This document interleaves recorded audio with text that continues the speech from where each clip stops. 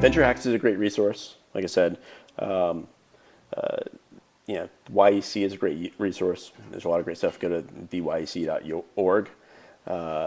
Hacker News, which they might kill me for getting the word out on Hacker News, but I'm assuming most of you already know about that, is also a great resource. I mean, I think that, like I said, it's one of the harder times to raise seed funding, but there's never been more information about how to get off the ground and how to get started in a startup than you have out there right now. It's all out there for you to do, to find out and learn about. The one thing I will say to that, though, is you can get analysis paralysis, right?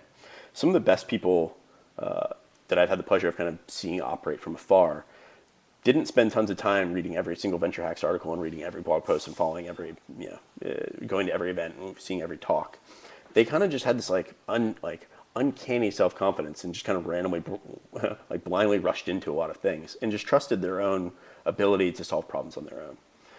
One of the things that I talk about is, one of the things you got to learn as an entrepreneur is starting to learn to go with your own gut.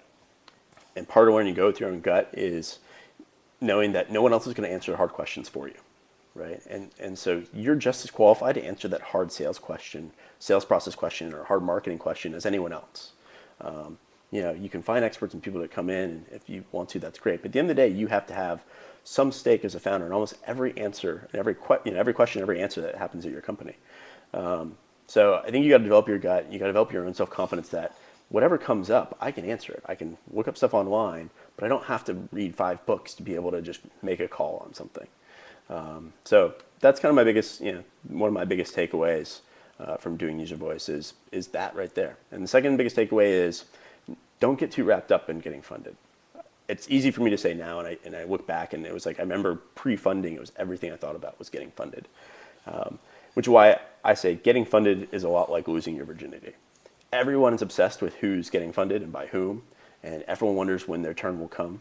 And my advice is that if you just learn to go with your gut, learn to build up a group of people around you, learn to figure out when to join other people versus start your own thing, you just focus on building value in this world, funding will eventually come to you. And so just like, losing your virginity, hopefully it will eventually come to you as well.